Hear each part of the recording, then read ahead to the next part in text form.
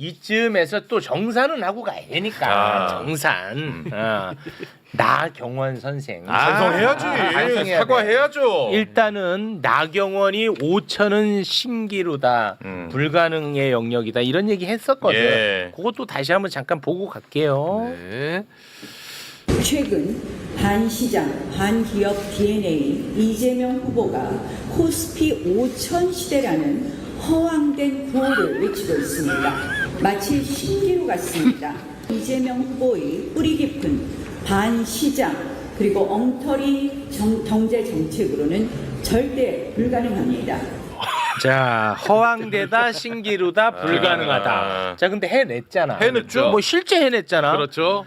야, 근데 드디어 5천 해낸 것에 대해서 나경원이 응답을 했습니다. 반응을 했구나. 야, 나는 이거 뭉개고 갈 줄 알았는데 예. 용감한 정치인입니다. 그래. 뭐라고 이야기했습니까? 코스피 5천 돌파.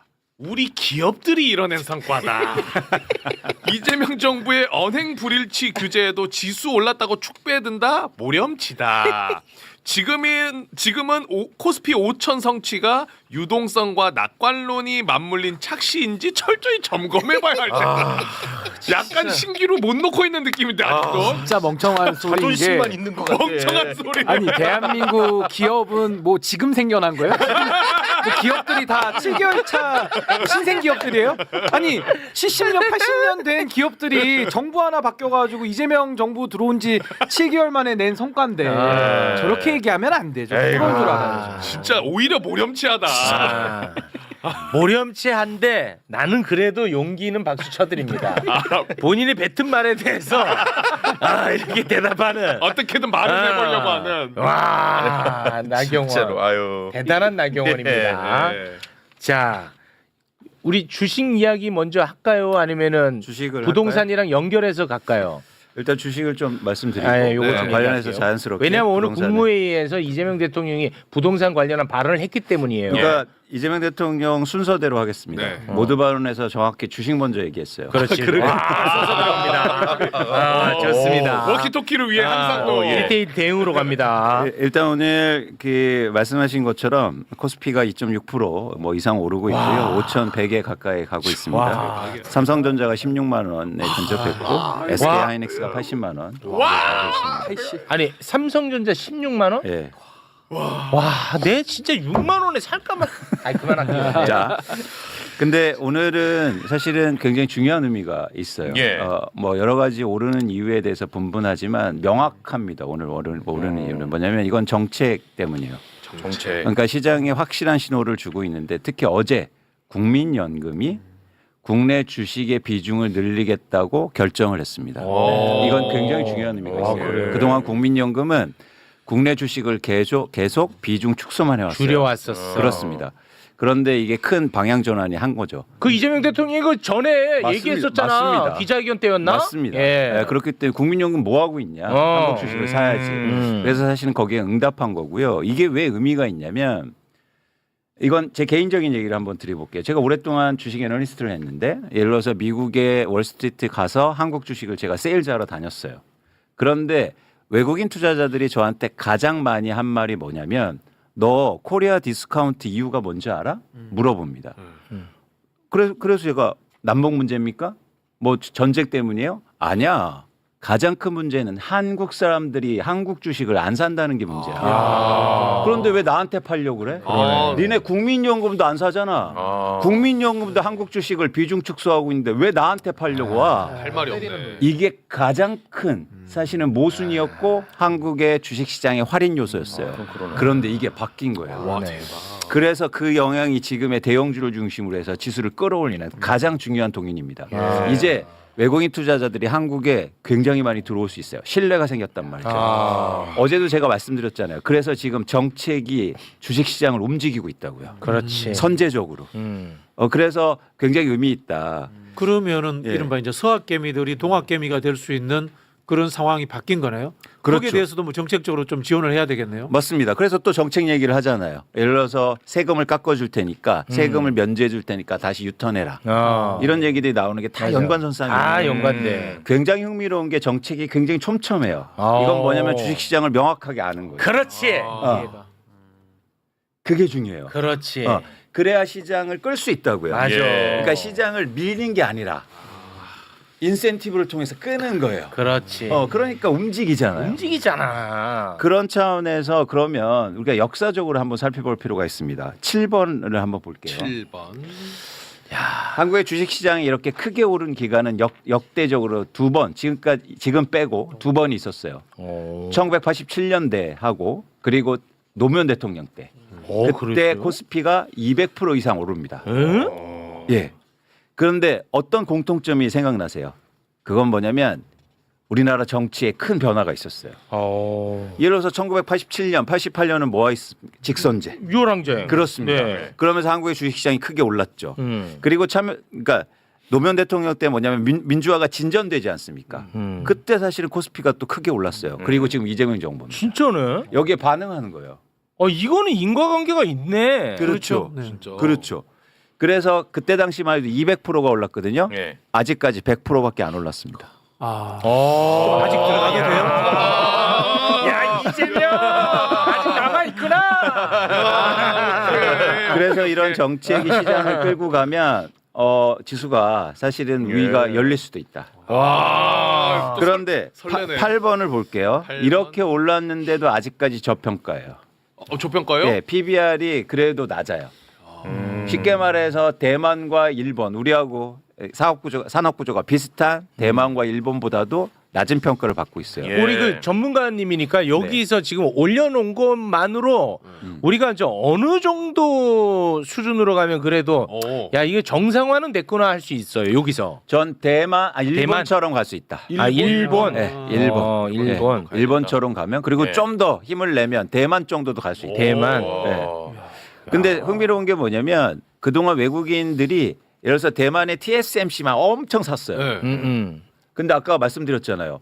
한국 이제 신뢰가 생기는데 정책도 좋게 바뀌는데 막 D램에서 이익, 삼성전자나 반도체에서 이익 많이 내는데 그러면 그만큼 살 수 있다는 거죠. 그렇게 되면 지수가 이제는 예를 들어서 대만 지수처럼 갈 수도 있는 겁니다. 질문이 하나 있습니다. 저희도 옛날에 주식할 때 미국 주식 보면서 한국 주식을 예측을 했잖아요. 네. 근데 지금 이제 글로벌 경기 상황에서 미국 장이 안 좋아진다라고 이제 예측을 하더라고요. 맞아요. 그러면은 우리나라가 이게 오히려 같이 안 좋아집니까? 이제는 이제 오히려 영향 이 받겠죠. 장이 좋아질 수가 있습니까? 지난해부터 어떤 현상이 일어났냐면 미국의 예를 들어서 S&P 500은 30% 정도 올랐는데 우리의 코스피는 80% 올랐습니다.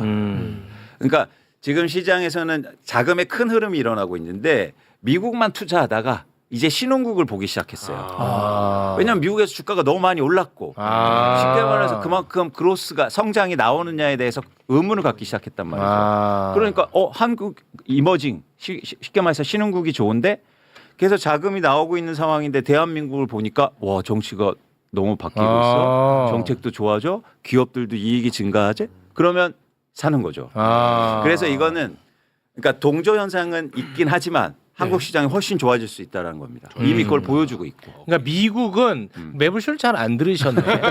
미국은 그동안에 주가가 오른 거고 네. 지금 현재 한국은 정상 자리를 찾아가는 거예요. 오른 게 아니에요. 오히려. 답답하시네. 이 올랐다고 생각하나 봐. 자, 이게 코스피 5,000 하니까 와 많이 올랐다 이렇게 표현하시나 봐. 이거 제자리를 찾아가는 과정. 서당에 맞습니다. 참 일학년 선배가 참 대단하게 많이 아시네요. 그래서 이재명 대통령의 그 단어가 굉장히 매력적인 단어예요. 정상화라는. 그렇지.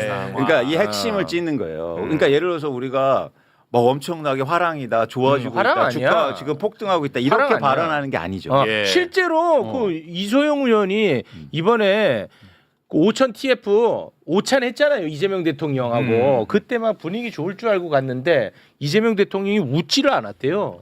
오히려 이제부터 제대로 해야 된다. 이제부터 시작이다. 좀 하셔야 됩니다. 네. 제대로. 그렇게 얘기했다잖아. 그쵸. 그 메시지가 중요하잖아요. 중요합니다. 아니 근데 정상화라고 네. 하더라도 이걸 7개월 만에 정상화 시키는 거는 어마어마한 그거는 뭐 대단한 정말 거고요. 성과입니다. 저는. 그렇습니다. 그게 이제 핵심이에요. 그래서 지금 주식시장의 그 정책이 굉장히 촘촘하게 잘 구성돼 있고 그러다 네. 보니까 시장을 이끄는 속도가 굉장히 빠른 거죠. 그렇습니다. 그 잘난 너는 왜 자꾸 손실만 보니라고 하는데 저 정상화 과정 아닙니까? 손실이 줄고 있잖아요. 아 근데 제가 조금 뭐 제 얘기는 하지 않을게요. 예, 제 얘기는 하지 않겠습니다. 말이 안 좋나 보네. 많이 안 좋은데. 나경원 의원에게 이재명 정부야말로 진짜 시장주의자다. 맞아요. 라는 이야기를 해주고 싶네요. 네, 그건 정말 맞는 말씀입니다. 자 그럼 부동산으로 가도 돼요? 그래서 이재명 대통령도 올해 그러니까 이번에 오늘 국회 국무회의 모두 발언에서 일단 주식시장 정상화로 가고 있다. 예. 더 노력해 달라. 그렇습니다. 이렇게 이제는 예를 들어서 달리는 말에 채찍을 가한 그렇지. 거고요. 네. 바로 이어서 이제 부동산에 관련된 발언을 하는데 여기서 굉장히 중요한 단어가 또 나왔어요. 뭐냐면 저희 영상 2개를 중했는데 좋습니다. 네. 2개 준비했는데 하나는 어차피 이제 같은 발언이었는데 이게 너무 길어갖고 저희가 이제 자체적으로 2개로 쪼갰습니다. 예. 부동산이 우리 사회에서 왜 그렇게 중요한 문제인지에 대한 이야기를 합니다. 함께 그 부분 보고 오겠습니다. 요즘 부동산 문제가 논란이 되고 있습니다. 경제 구조의 대전환을 통한 모두의 성장을 제대로 실현하기 위해서는 부동산에 비정상적으로 집중된 우리 사회의 자원 배분 왜곡을 반드시 바로잡아야 합니다. 비생산적인 부동산의 과도한 팽창은 필연적으로 건품을 키우게 됩니다. 그리고 성장 잠재력을 훼손할 뿐만 아니라 자칫 국민 경제 전반에 심대한 타격을 더할 수 있습니다. 이는 나아가 사회 구성원 간의 신뢰마저 손상해서 우리 공동체의 안정까지 뒤흔들게 될 것입니다. 큰 혼란을 겪은 가까운 이웃 나라의 뼈아픈 사례를 반드시 반면교사 삼아야 되겠습니다. 네, 부동산 문제가 너무너무 중요하다. 예. 그러니까 부동산 문제를 해결해야 될 거 아니겠습니까? 그런데 그 해결하는 의지, 우리가 의지에 대한 이야기 얼마나 많이 했어요. 그렇습니다. 시장이 그렇죠. 어차피 다시 돌아간다. 그렇죠. 그 생각을 갖게 하면 정책이 안 먹힌다. 이 얘기를 했죠. 맞습니다. 이재명 대통령 강력한 의지를 표명했습니다. 너네들 내 의지 의심했지 하면서 보란 듯이 이거는 진짜 보란 듯이 솔직히 말하면 이광수한테 보란 듯이 의심 많이 했잖아요. 영상 너 임마 나 의심했지 이광수 너 날 욕하고 다녔지 이광수 진짜 행간의 의미를 제가 설명하는 겁니다. 예. 본인 생각이 같은데. 함께 보겠습니다. 당장 눈앞에 고통과 저항이 두려워서 불공정과 비정상을 절대로 방치해서는 안 됩니다. 부당한 이익을 추구하는 잘못된 기대를 반드시 제어해야 합니다. 정부 정책도 뭐 또 바꾸겠지. 우리가 뭐 압력을 넣으면 바뀌겠지. 이런 기대들을 하는 경향이 일부에서 존재합니다. 한번 정책을 결정을 하면 결정 과정은 치열하게 논쟁하더라도 정해지면 그대로 집행을 해야 예측 가능한 합리적인 사회가 되겠죠. 그 사회가 어느 한 방향으로 간다고 했으면 그냥 가야지. 정말로 문제가 있으면 바꿔야 되겠지만 그게 아니면 예정된 대로 해야죠. 힘 세면 바꿔주고 힘 없으면 그냥 하고 절대로 그렇게 해서는 안 된다는 말씀을 드립니다. 강력한 의지 표명. 맞습니다. 그러니까 제가 말씀드렸듯이 자산시장에서 가장 중요한 정책의 방향성은 신뢰다. 네, 그리고 안정성을 참여자들한테 주는 거죠. 그렇습니다. 그래서 메시지가 계속 나갔지만 사실 그 안정성에 대해서 의문을 가졌단 말이죠. 그래서 오늘 이재명 대통령의 발언 중에서 가장 중요한 단어가 이거였습니다. 뭐예요? 정책 안정성을 확보하겠다. 그러면 뭐냐면 신뢰를 주는 거죠. 그러면 이제 정책이 먹힐 수 있단 말이에요. 마치 주식시장처럼요. 그래서 부동산 시장도 주식처럼 예를 들어서 정책의 방향성이 잡히면 이제 참여자들이 그 길로 따라갈 수 있다는 겁니다. 그래서 저는 오늘의 이 모두 발언에서 굉장히 중요한 의미를 사실 내포했다. 그래서 그 안정성 차원에서 신뢰를 주면 이제는 쉽게 말해서 대통령 말이 먹히는 거예요. 부동산 시장에도 먹힐 수 있다는 거예요. 네. 예. 그래서 의미가 있는 사실은 모두 발언이었다고 생각합니다. 네. 그러면은 이제 좀 부동산이 안정화로 실제 시장에서 반응할까요?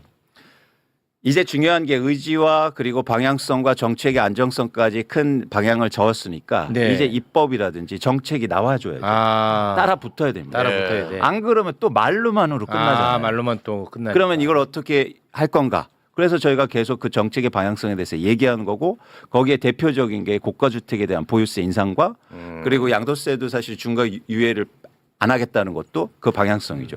그래서 이런 것들이 실제적으로 따라 붙어줘야 신뢰가 더 붙겠죠. 네. 예를 들어서 그냥 주식시장 5천 가겠습니다. 주식시장 정상화 시키겠습니다. 주식시장이 좋아야 생산적 금융으로 가야죠. 말만 했으면 누가 믿겠어요.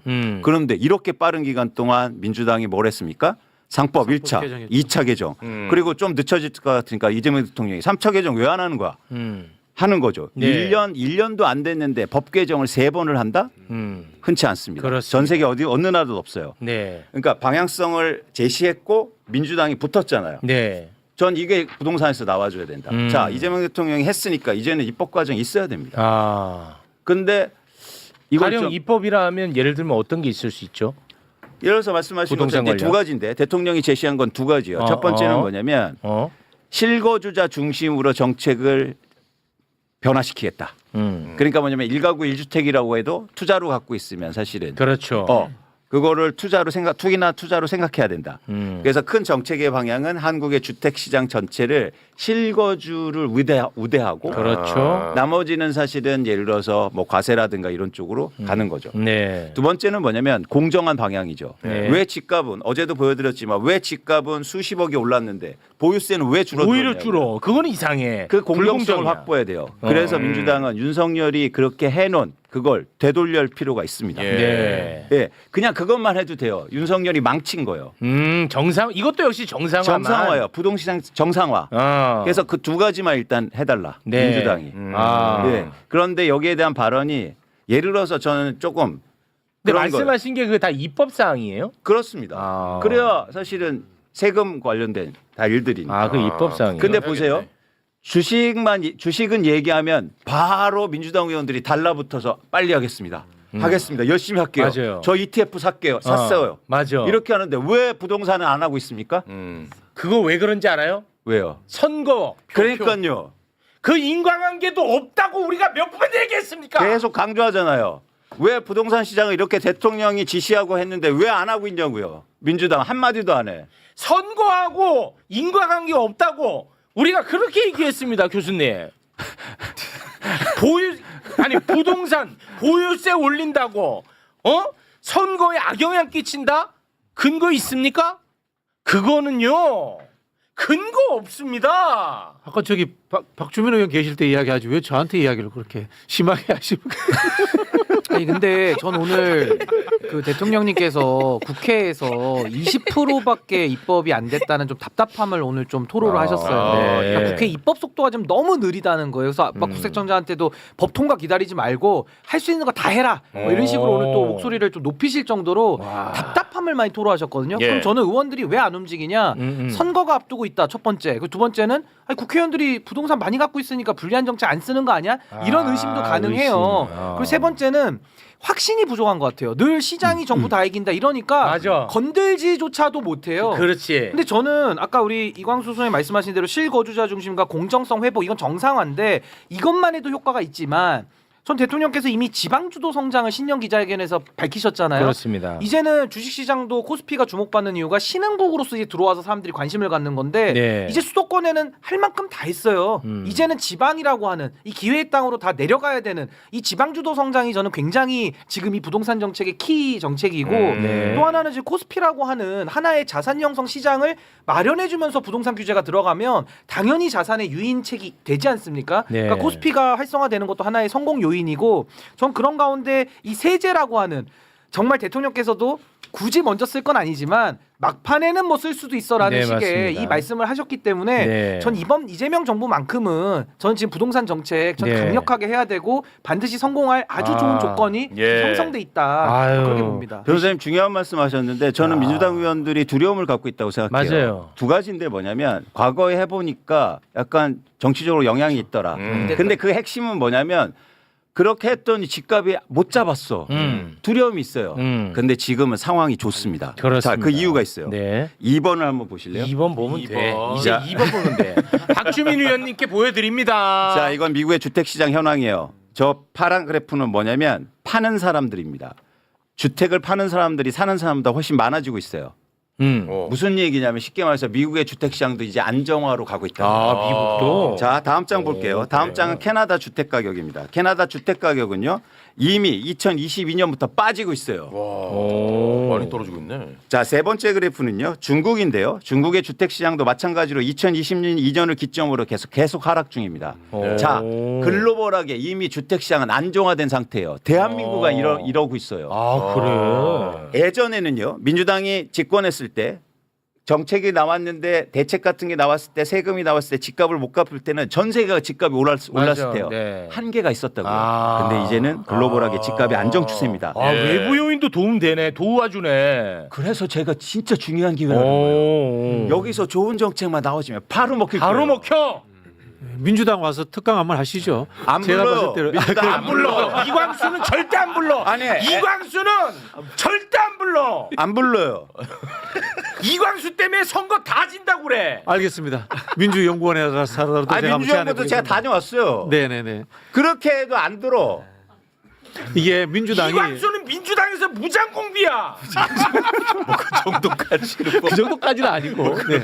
민주당에서 이제 역대 정부의 나쁜 기억이 존재했잖아요. 예. 사실은 이제 부동산을 틀어막으니까 유동성 자본이 딴 데로 가야 되잖아. 지금처럼 주식으로 가야 되는데 네. 상법 개정이라든 그런 조치들이 없다 보니까 없었지, 맞지. 결국은 풍선 현상처럼 같은 부동산 내에서 돌고 도니까 맞습니다. 부동산 정책이 실패했다는 나쁜 기억이 있고요. 네. 또 하나는 이제 심리적인 부분인데 주식도 사실 성과에 의해서만 보는 게 아니고 심리적인 요인들이 있지 않습니까? 근데 말씀하신 것처럼 이게 수치로서 계량화시켜서 이 부동산과 선거의 표심이 관련이 없다는 것을 증명해야 되는데 정치권이 마케팅 기술이라든가 분석하는 능력이 경영하는 쪽만큼 수준이 안 돼요. 이걸 제대로 분석을 못하니까 거기에 대해서 결론을 못 내리고 있는 거예요. 그래서 말씀하신 신인구 변호사 이야기처럼 아직도 확신과 두려움이 있는 네, 거예요. 맞아요. 잘 모르니까 그냥 두려움이 있는 거거든. 그러니까 제가 민주당 가고 국정기획위원회도 제가 자문위원이었어요. 그렇게 했는데 이제는 부르지도 않아요. 부르지도 않아, 하도 그때. 짜증내고 화내니까. 그때 같이 해봤더니 쟤랑 못할 것 같아. 결론 지었어. 이광수 부른 새끼 누구야? 그 사람도 욕 먹었어. 이광수는 이제 안 돼. 예, 지금도 막 댓글에 적당히 하라고. 뭘 적당히 합니까? 아무것도 한 게 없는데. 근데 이런 부분이 있어요. 민주당의 지지층이 과거보다 많이 넓어졌어요. 이제는 이른바 아파트 평수로 30평대 중반, 40평대 초반까지도 민주당을 찍는 상황이 된 거예요. 네. 그러다 보니까 세금 정책을 쓰는 데 있어서 좀 부담을 갖고 있는 것은 사실이다. 그래서 라는 제가 부분이 있습니다. 50억만 하자고 그랬잖아요. 50억 보유세. 0.9%. 0.9%. 어차피 찍지도 않는 애들. 네, 거기에 어떤 논란이 있습니까? 없어. 0.9%다. 근데 그게 굉장히 효과적인 보유세 정책이 될 수 있다는 거예요. 근데 그렇게 하면 그게 징벌적인 게 아니야. 굉장히 공정한 거야 그거에. 맞죠. 돈을 엄청 벌었다고요. 그렇다고 해서 제가 뭐 오래 갖고 있는 거주하는 분들을 다 면제해 주잖아. 다 면제야. 이렇게 하면은 맨날 얘기해. 우연히 강남에 집 한 채 물려받아가지고 거기서 노부부 얘기 꼭 한다. 노부부들 다 면제해 준다니까. 이게 부에 대한 인식부터 해서 쉽게 바뀌잖아요. 예를 들자면 이런 거예요. 내 앞에 사람까지 반칙해서 저기 들어갔는데 왜 나 앞에서 끊어막아?